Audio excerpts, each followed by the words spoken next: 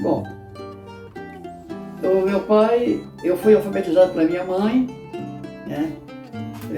Que me ensinou, que sabia um pouquinho, me ensinou as letras da cartilha do ABC, a tabuada, papai tinha do começo para vender também, e foi tirada lá uma para mim, para eu estudar. A tabuada minha mãe me ensinava, a tabuada. Com o passar dos meses, a minha mãe, coitada, eu só sabia aquilo mesmo um pouquinho, aí o papai contratou a dona Isabel Vieira dos Passos, e que era, coincidentemente, veio ser irmã da minha sogra, Eulália Guimarães, né? E com ela eu estudei uns meses, mais um pouquinho, para poder vir para Belém. Após essas aulas, eu vim para Belém, em 1952, para fazer estudar numa escola particular, o que aconteceu, e depois eu prestei o exame de admissão no colégio, no grupo escolar Camila Salgado, e fui aprovado e ingressei no Colégio do Carmo no ano seguinte, em 1953. Só que nessa minha vida para Belém, em 1952, eu era muito agarrado com o interior, com as minhas brincadeiras de pular na água, rebalar a canoa, abastecer a lamparina, essas coisas todas. Eu tinha muita saudade, eu chorava muito, porque me lembrava das minhas primeiras orações que a mamãe me ensinava, além de estudar durante o dia, ela me ensinava à noite a rezar. Ela vestia na gente uns camisões, né? Os camisões, a gente dormia nu só de camisão. E ajoelhava e botava para rezar. O credo, a Salve Rainha, Ave Maria e o Pai Nosso. Isso era toda noite. Então eu tinha muita saudade desse tempo. Eu escutava minhas músicas no gramofone, que eu remava na canoa, que eu pegava frutinha.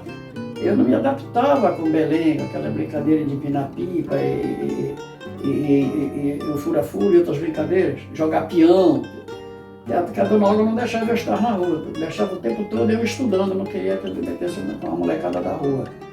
Então eu sofri muito, eu chorei muito, porque lá no interior, apesar de toda a privacidade, a dificuldade, que a gente não tinha energia, não tínhamos rádio, já vim conhecer rádio aqui em Belém, aquela vida era muito gostosa, eu não queria de jeito nenhum vir para Belém, eu embarquei aos prantos na marra. Papai me entregou para o viajante, que eu não me lembro quem era na época, e esse me trouxe para cá para Belém aos prantos. Eu não tinha noção da importância do estudo, da importância da educação na vida do ser humano. Eu não tinha noção, eu queria estar lá brincando, né? Ouvindo minhas músicas. O papai tinha adquirido já uma vitrola, que eu tinha o gramofone que o papai tinha, que eu via as músicas, aqueles discão grandão, assim, tocava um lado.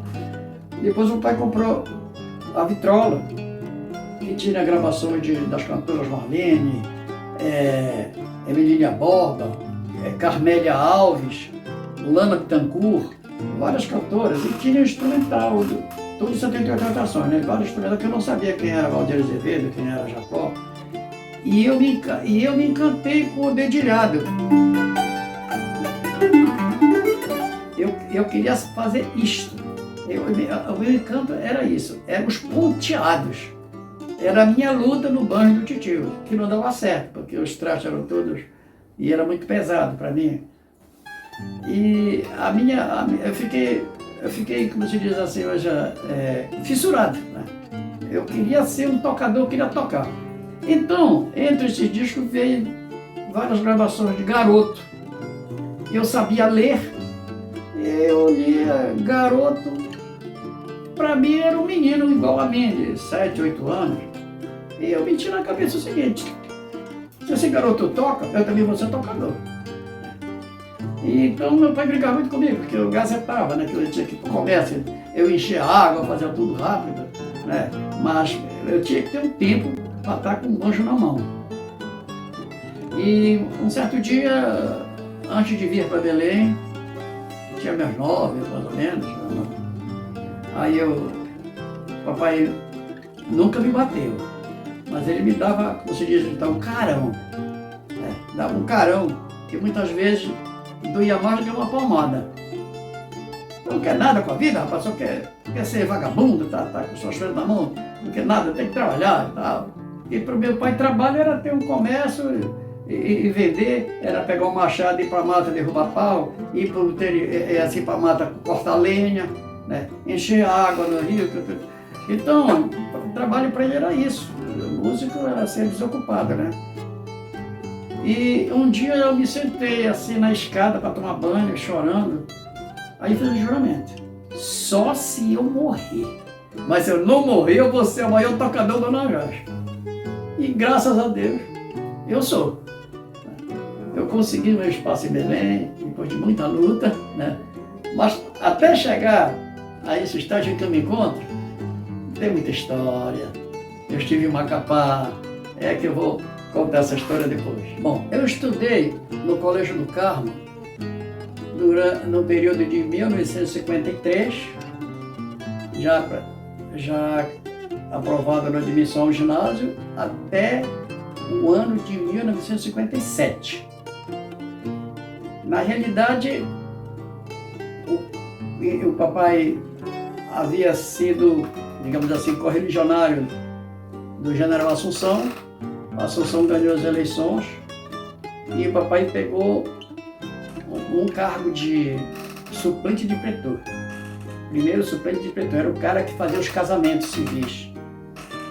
E esse dinheiro o papai conseguiu para o Colégio do Carmo, ele não recebia.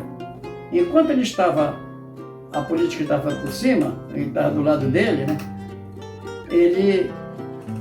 Eu tive o meu estudo mantido aqui com o dinheiro do papai. O papai não recebia um centavo. Ele tinha o comércio dele lá e eu trabalhava aqui, estudava aqui. Em 57, o papai não pôde mais pagar o colégio, que ele perdeu. Foi quando houve a reviravolta, né, que o Barata assumiu o poder. E o papai perdeu o emprego e não pôde mais pagar o colégio. Meu pai também havia perdido a eleição.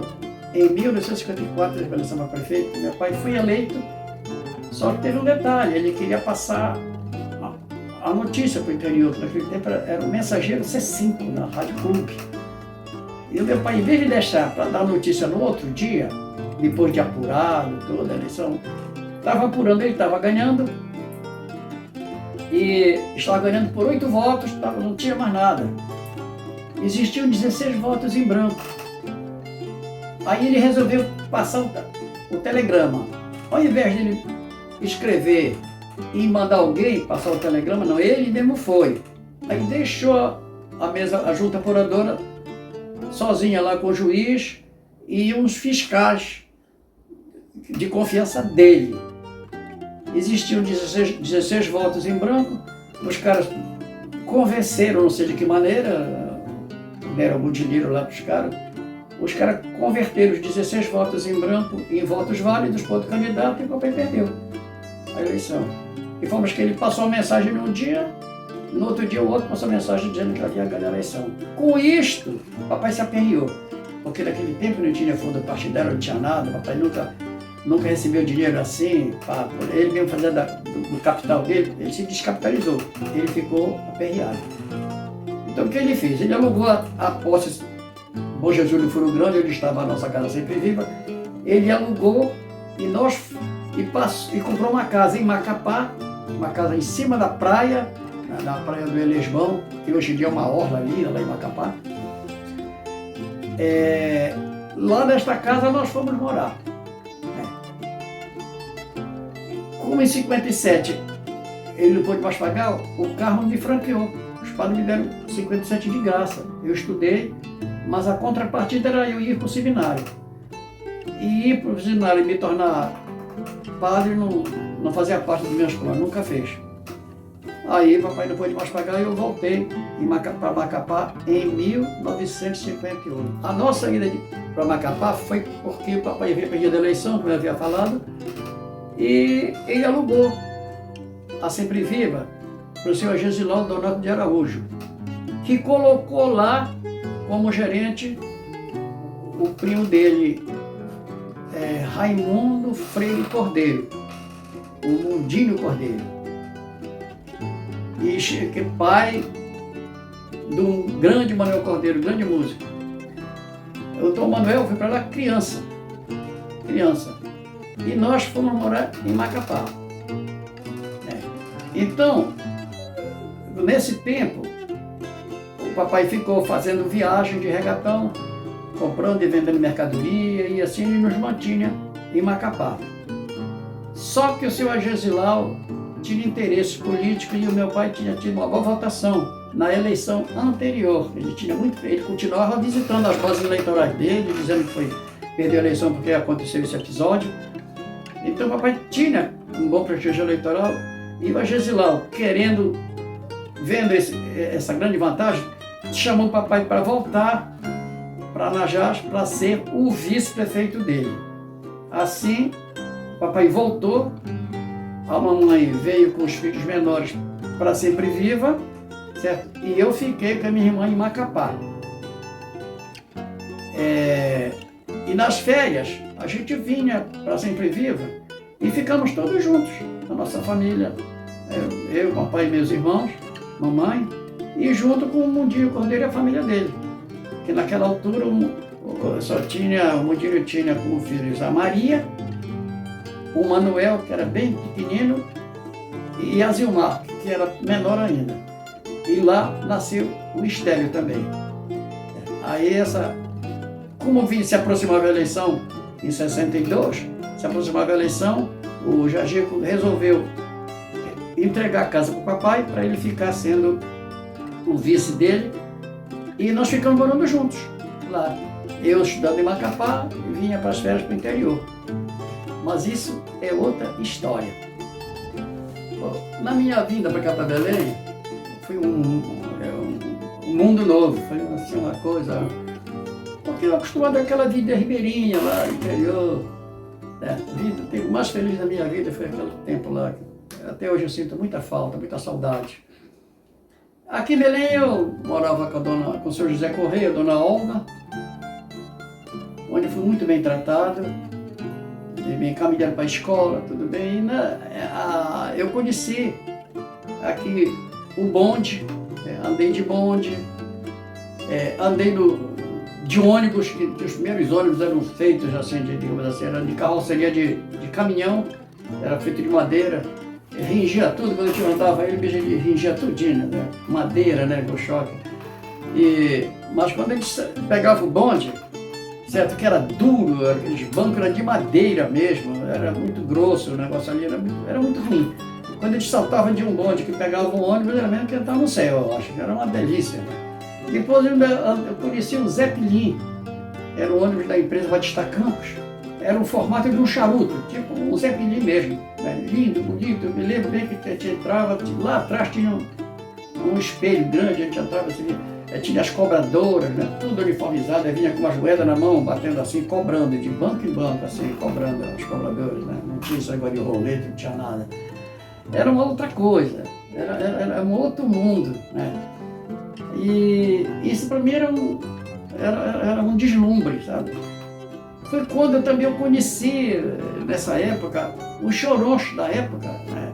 Era o seu Edi Proença, o Daniel Nobre, eu ouvia pelo rádio esses nomes, Cateado, Vaíco, que tinha programa de auditório, eles tocando, eu escutava, a dona Olga botava para mim, eu escutava os calouros cantando, era ao vivo. Então a Rádio Marajó tinha até um auditório grande, que a pessoa se apresentava lá, os calouros se apresentavam lá. Eu me lembro que o Didico Padeiro, que era o irmão do Gramão, ele era magérrimo mesmo. Ele teve um concurso lá e ele foi lá na rádio, o homem mais magro da plateia, ele ganhou a eleição.